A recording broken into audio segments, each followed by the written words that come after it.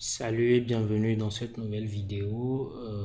Je suis Eric. Pour ceux qui ne me connaissent pas, je suis le fondateur de devjeux.com et de cette chaîne YouTube. Ça fait plusieurs mois déjà que j'ai un peu abandonné entre griffes le site internet et la chaîne. Donc du coup, j'ai pas eu à poster de nouveautés tant en termes d'articles que de vidéos. Là, je suis là dans cette vidéo pour vous dire que je suis totalement de retour. Je me suis offert récemment un micro de bonne qualité pour vous permettre pour me permettre plutôt à moi de reprendre les vidéos comme il se doit et de vous fournir des contenus de qualité. Bon, pour ceux qui trouveraient déjà que l'audio n'est pas top, je ne sais pas, ça dépend. C'est juste que je ne maîtrise pas encore les réglages de ce micro, assez costaud quand même. Donc du coup, j'essaie de m'y adapter. Donc les audios s'amélioreront au fur et à mesure des prochaines vidéos. Vous vous en rendrez compte certainement. Ok, donc pour ce retour, j'aimerais faire un petit rappel de certains contenus qui ont déjà été vus sur le site internet sous forme d'articles, avant de poursuivre prochainement avec de nouveaux trucs que vous allez apprendre. Désolé pour ceux que j'ai dû abandonner en chemin, là c'est bon, je suis vraiment de retour pour vous permettre de créer des jeux. Voilà, donc pour cette nouvelle vidéo, nous allons juste faire un rappel en fait du chapitre. En fait, je vais vous montrer à peu près ce que nous allons faire. Là, c'est une petite capture d'écran que j'ai fait de la section tutoriel du site devjeux.com. Donc, j'ai publié 5 tutoriels sur loi et 5 tutoriels sur Corona. Donc, du coup, ça fait pas vraiment beaucoup.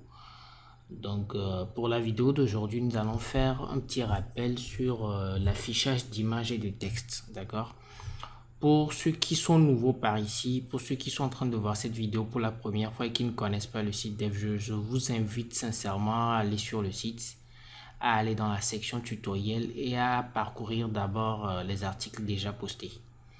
Parce que j'attaquerai cette vidéo en partant du principe que l'utilisateur, ou bien non, désolé, que le lecteur en fait, ou bien plutôt oui, genre vous, voilà.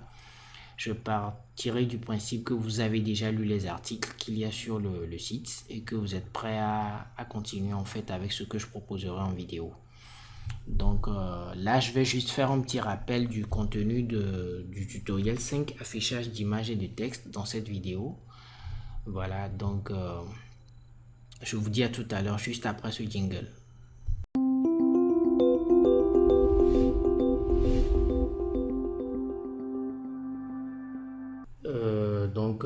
Dans la vidéo d'aujourd'hui, je viens de vous donner le thème par rapport à ce que nous allons faire. Je ne vais pas vraiment parler de Corona SDK dans cette vidéo, vu que c'est le SDK que nous allons utiliser, parce que je l'ai déjà fait sur le site dans pas mal d'articles. Je l'ai même déjà fait dans les vidéos précédentes que j'ai publiées sur la chaîne.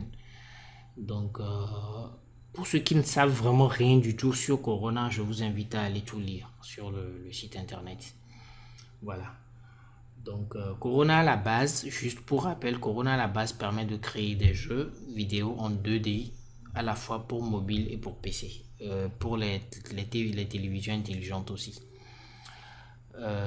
Donc, nous allons apprendre à créer des jeux à la fois sur PC et sur mobile.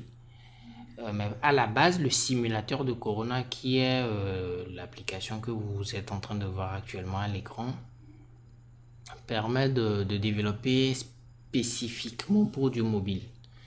Quoique depuis que Corona permet d'exporter sous Windows et sous Mac, et actuellement sous Linux aussi, c'est assez récent quand même s'il n'y a pas encore d'annonce officielle.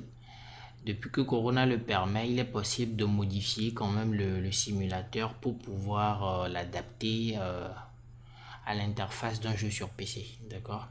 Mais ne soyez pas surpris si à la base le simulateur de Corona se présente devant vous avec l'apparence d'un téléphone, ok? Parce qu'à la base, Corona permettait de développer des jeux pour des téléphones uniquement et des tablettes et tout ça.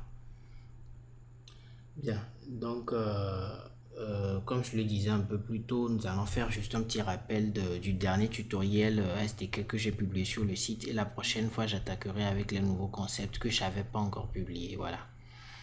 Donc pour commencer, nous allons faire New Project. New Project, je clique sur New Project. Je vais donner un nom au projet. Je vais le nommer Rappel. Voilà, tout simplement. Rappel avec S. Par défaut, Project Template, c'est sur blanc pour dire qu'on aimerait créer un projet totalement vide. D'accord? Voilà, ici vous avez le chemin du dossier du projet. Par défaut, du moins sur ma machine, tous les projets Corona sont générés à l'intérieur du dossier Corona Project. Corona Project que vous pouvez avoir ici, je l'ai là moi, voilà. Donc bon, ce sera à vous de décider où est-ce que l'endroit où vous voulez stocker vos applications. Donc on va cliquer sur OK. Et là, Corona nous ouvre le dossier du projet et le simulateur réglé par défaut sur, enfin à mon niveau, sur Samsung Galaxy S3. Donc pour modifier, il vous suffit juste de venir là, de modifier le skin à volonté, comme vous le voulez. Donc là, je vais garder l'apparence du Samsung Galaxy S3 juste pour vous faire quelques tests. Et juste après, on pourra bavarder sur dessous si vous le voulez. Il n'y a pas de souci pour ça. Donc là, je vais réduire ce dossier. Comme vous le remarquez, je vais mettre d'abord les deux trucs côte à côte. Je vais mettre l'éditeur Sublime Text à ma gauche et le simulateur sur ma droite. Voilà. Super. Là, c'est bon. En fait, de mon côté, j'adore souvent utiliser Sublime Text pour coder pour Corona, tout simplement parce que d'abord, il y a un plugin de Corona qui existe pour Sublime Text. J'en ai parlé dans un article sur le site aussi. Donc, allez-y jeter un coup d'œil. Et puis, il y a d'autres personnes qui préfèrent utiliser Zero Brain Studio qui va s'afficher là à l'écran tout à l'heure. Voilà, le voici. Zero Brain Studio est un éditeur pour développer un langage Lua, le langage utilisé par le framework Corona. Et ce TDE, en fait, cet environnement de développement a été codé lui-même en Lua. D'accord? Bon, personnellement, je ne l'utilise pas vraiment pour certaines raisons que je vais énumérer un peu plus tard. Je reviendrai de toutes les façons. Il y a certains codes que je testerai sous Zero Brain Studio pour ceux qui préfèrent l'utiliser. Mais là, moi, pour cette première vidéo, je vais rester sous Sublime Text. Voilà. Donc, j'avais annoncé déjà le thème de cette vidéo, à savoir faire un rappel sur l'affichage d'images et de textes en Corona. C'est ce que je vais faire. Donc, j'espère pour vous que vous avez fait vos rappels de tutoriel, de cours plutôt sur Lua et sur Corona. Sur ce, on peut y aller. Donc la première des choses à faire, c'est d'aller copier l'image dont on aura besoin. Nous allons afficher en fait une image à l'écran. Voilà. Donc on prend quoi? On prend quoi? On va prendre ce joli, cet avion là. Copier. On va venir dans le dossier de notre projet. Je peux le coller là directement si je veux, ou bien créer un dossier et le mettre dans ce dossier. Bien, on revient au code.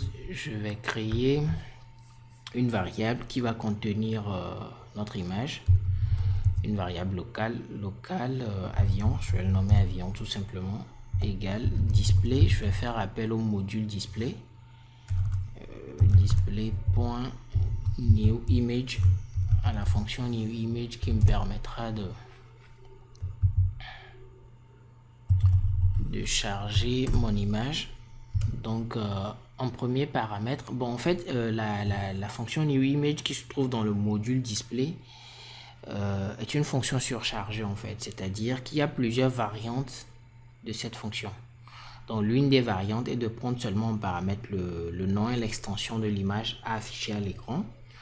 Une autre variante permet de prendre le nom et l'extension de cette image et les positions de l'image à l'écran. Et bon bref, il y en a pas mal. Toutes ces variantes-là se trouvent dans la documentation officielle de Corona. On reviendra sur tout ça un peu plus tard. Donc, le nom de notre image, c'était quoi déjà? C'était player.png. Voilà, c'est ce que nous allons afficher. Donc, player.png. Je vais enregistrer. Bon, j'ai l'habitude de faire CTRL-S pour enregistrer, mais là, juste pour vous montrer, je vais dans File, je fais Save. Voilà.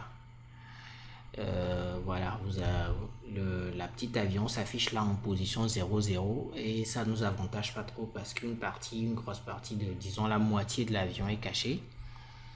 Donc, pour l'afficher correctement, il nous suffira juste de positionner cette image en fait d'avion aux coordonnées que nous voulons pour qu'on puisse mieux le regarder tout simplement. Donc, nous pouvons le faire de deux manières. Là, déjà, en deuxième paramètre, je peux spécifier la position X de cette image. Disons, je mets 150. Et en troisième paramètre, la position Y de notre avion, 200. Là, je vais faire CTRL-S. Je ne vais plus passer par File comme je l'ai fait précédemment, histoire d'aller plus vite. Voilà, CTRL-S et voilà notre avion qui apparaît magiquement. L'un des gros avantages du simulateur de Corona, c'est que l'exécution est faite en temps réel. D'accord? Bon, si vous installez Corona pour la première fois, à chaque fois que vous allez enregistrer votre projet, Corona vous demandera, le simulateur vous demandera si vous avez envie de l'exécuter en même temps ou pas. À la longue, ça devient emmerdant. Donc, du coup, j'ai dû cocher une option qui permet en fait d'exécuter en temps réel ce qui est enregistré. Et cela peut se faire ici. Donc là, je vais dans le menu File du simulateur. Je clique sur Préférences. Voilà, vous voyez ici Relaunch Simulator when project is modified. Donc, à la base, quand tu installes Corona pour la première fois, ça se passe là. Il le place sur Ask Every Time. Donc là, je valide.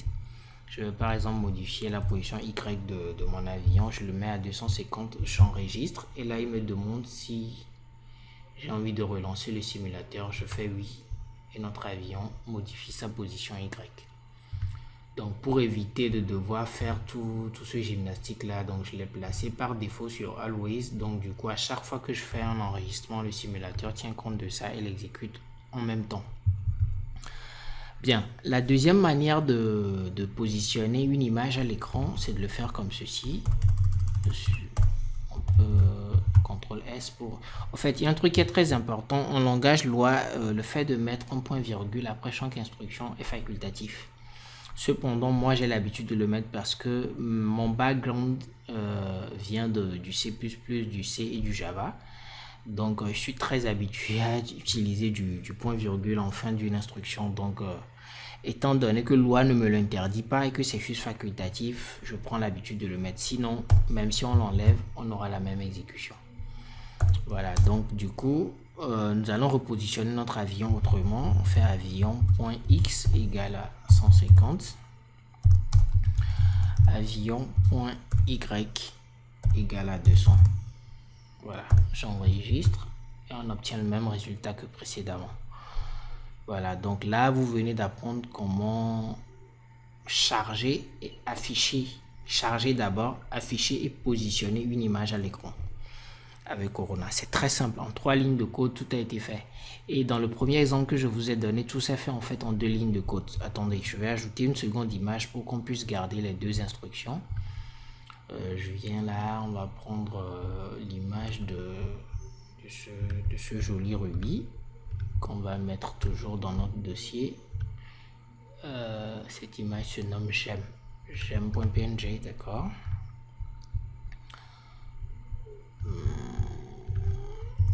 Donc je vais l'appeler Ruby tout simplement, que c'est égal à display.new image.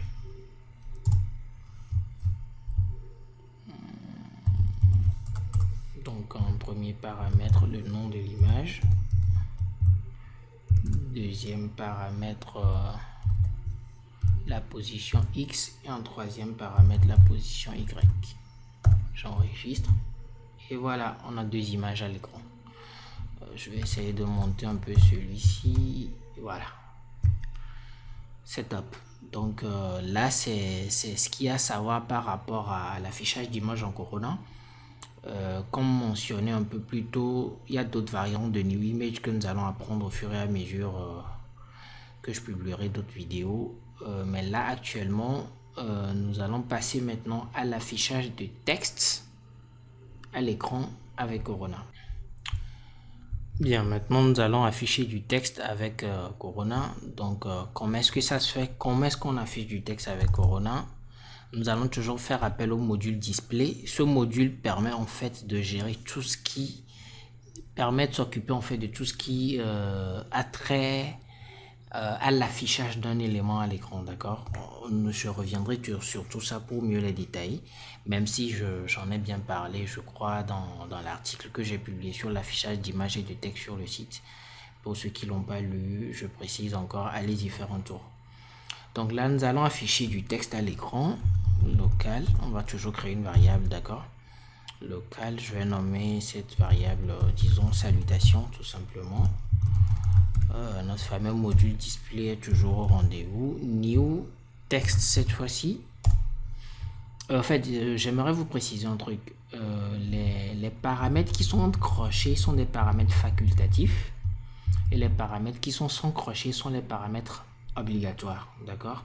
Donc là, nous avons par exemple le texte qui doit être affiché, qui est obligatoire, sa position X qui est obligatoire, sa position Y qui est obligatoire, sa largeur et sa hauteur qui sont facultatifs. Le font qui est la police de caractère du texte affiché, et puis en dernière position la taille de notre texte. Bien, nous n'allons pas utiliser tous ces paramètres, on va faire comme ceci. Donc display.neoText, nous allons mettre bonjour Corona, voilà. En deuxième paramètre, je positionne toujours en position 100.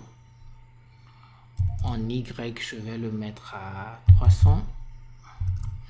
Au niveau de la police de caractère à utiliser, je vais mettre un truc que je vais vous expliquer tout à l'heure. Native.system font. Et en dernier paramètre, je mets la taille de mon texte. J'enregistre. Et voilà, j'ai mon bonjour Corona qui s'affiche. Qu'avons-nous mis en quatrième paramètre? En quatrième paramètre, nous devons mettre la police en fait de caractère de notre texte, d'accord? Si vous n'en avez pas, vous pouvez mettre native.system.font qui permettra en fait à Corona de choisir la police de caractère par défaut de l'appareil sur laquelle va s'exécuter votre jeu.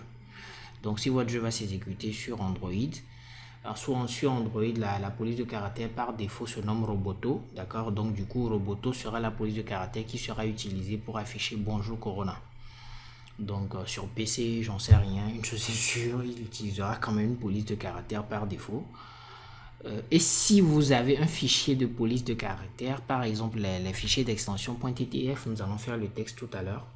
Vous pourriez mettre le nom de ce fichier TTF et son extension en quatrième paramètre de cette fonction pour pouvoir afficher votre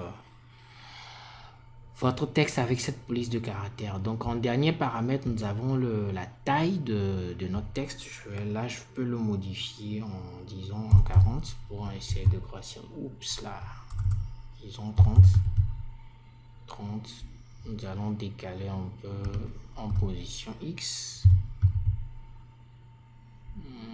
Disons 150, c'est mieux. Voilà. Bien. Donc ça c'est la première manière d'afficher du texte en Corona. Nous pouvons faire la même chose autrement. Regardez, nous allons créer une table en fait que je vais nommer option pour passer en paramètre qui va prendre comme valeur tout ce que nous avons utilisé pour la fonction précédente de newText. Donc par exemple là je fais local option, je mets texte, le paramètre texte pour spécifier le texte du... Oups, il n'y a pas de point. Voilà. Donc là, je vais mettre Hello Corona. Disons... Voilà. La position X, je vais toujours utiliser 150. La position Y, je vais utiliser 400. Voilà. La police de caractère native.systemfont. Voilà. Et puis la taille de notre texte. Font size égale à 30 toujours. Bien, maintenant, disons salutation 2. Je vais le nommer salutation 2 égale à display.newText.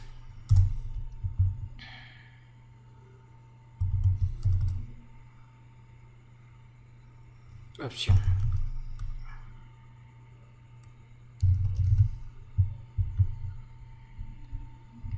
Ah ok, d'accord, désolé, il s'agit d'une table, donc je suis obligé de le mettre entre accolades.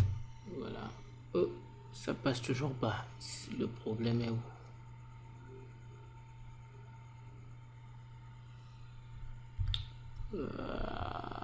Ah ok, d'accord.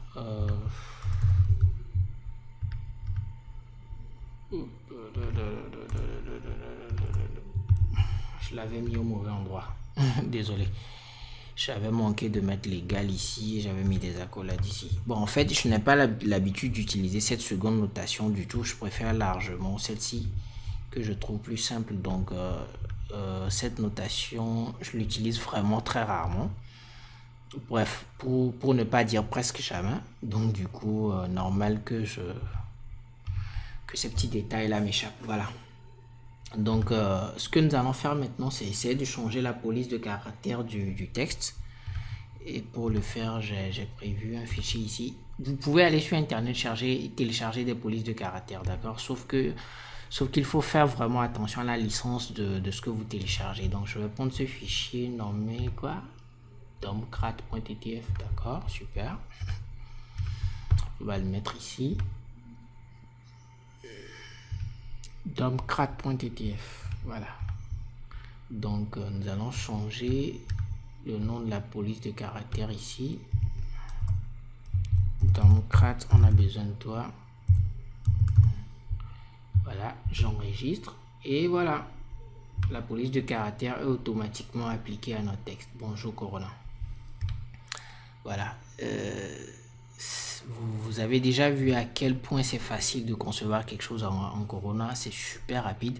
S'il fallait faire les mêmes choses avec du code C++, je vous laisse imaginer ce que ça allait donner. En plus, nous avons de l'exécution en temps réel. Bien.